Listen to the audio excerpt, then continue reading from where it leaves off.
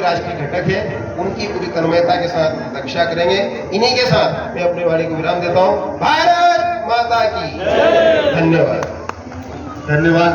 काफी लंबा समय उनको भी सुनना चाहते हैं। गागर में सागर से आचार्य नरेंद्र जी।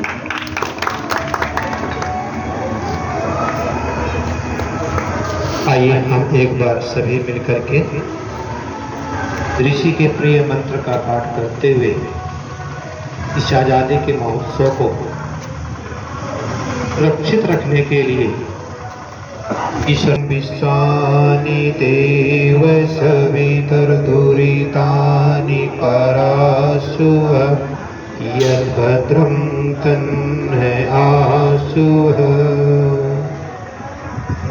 आर्य समाज नागदा के समस्त पदाधिकारीगण और आज इस स्वतंत्रता दिवस पर उपस्थित समस्त वंदनीय मातृशक्ति भद्र पुरुषों प्यारे बच्चों, काफ़ी समय से आप लोग आज़ादी के इस महोत्सव को विचारों के द्वारा मना रहे हैं। तो बस मैं थोड़ा सा ही 2-4 मिनट आपके बीच में कहूँगा कुछ कि पता नहीं कितनी माताओं की गोद सूनी हो करके, कितनी बहनों का सिंदूर उजड़ करके, कितनी बहनों के भाइयों की राखी खो करके ये हमें आज़ादी मिली है। और इस आज़ादी में जैसा कि अभी हमारे मेरे से पूर्व वक्ता कह रहे थे कि आर्य समाज का विशेष योगदान रहा है, ये सच रहा है।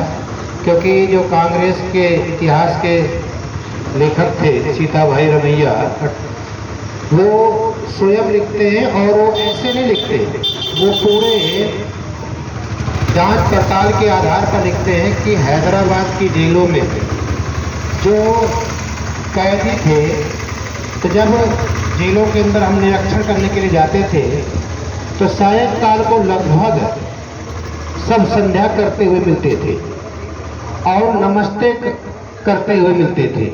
तो नमस्ते और संध्या कौन करता है? आर्य।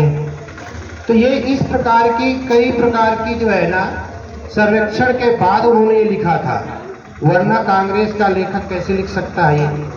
तो वो तो सच को भी अगर देखा जाए 85% अगर लिखा है उसने, तो उसमें भी हो सकता है कुछ कंजूसी की हो, इससे भी आगे हो सकता है। तो मैं तो इतना ही कहूँगा कि पत्थर के संग रहना है तो पत्थर बनना होगा, पत्थर के संग रहना है तो पत्थर बनना होगा, धर्म बचाना है तो कट्टर बनना होगा। अगर धर्म बचाना है तो कट्टर बनना होगा, वरना एक दिन घर घर आवाज लगाई जाएगी, करो कबूल इस्लाम नहीं तो गर्दन कटनी होगी। ये एक जीवन की सच्चाई है।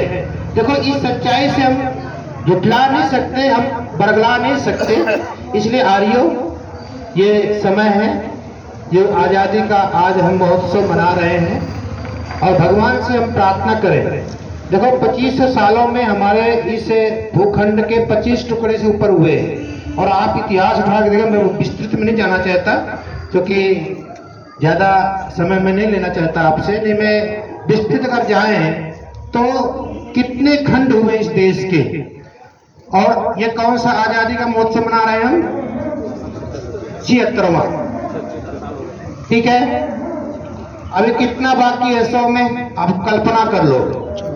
और ये इतने में क्या माहौल बन रहा है, किस प्रकार का वातावरण तैयार हो रहा है।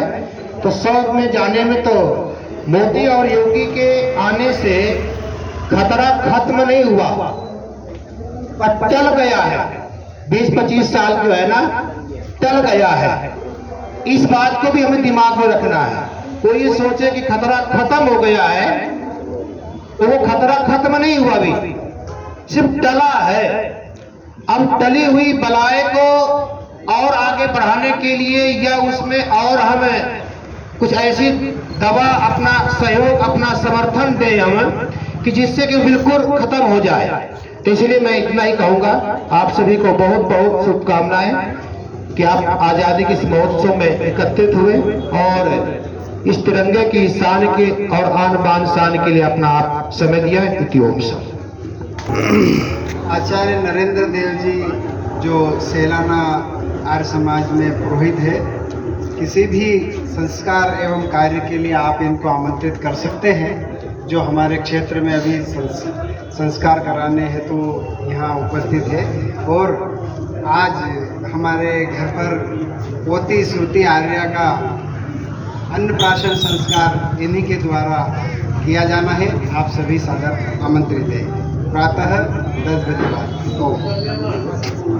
आधा मिनट की बात मैं देखो, जब आर्य जी ने मुझे संस्कारों के निमित्त आपके बीच में प्रस्तुत ही कर दिया है, तो संस्कारों का बड़ा महत्व है। देखो, पहले व्यक्ति का निर्माण होता है। किसका निर्माण होता है? व्यक्ति का। व्यक्ति से परिवार का निर्माण होता है, और परिवार से समाज का निर्माण होता है, और समाज से अच्छे राष्ट्र का निर्माण होता है। अगर हम अच्छे राष्ट्र का निर्माण करना चाहते हैं तो अच्छे व्यक्ति का निर्माण करना होगा, और व्यक्ति का निर्माण होता है संस्कारों से। तो जैसा कि इन्होंने कहा, मैं सोचा कि आपको मैं बोलूं कि व्यक्ति का निर्माण करें, और उसमें मैं आपके साथ में हूं।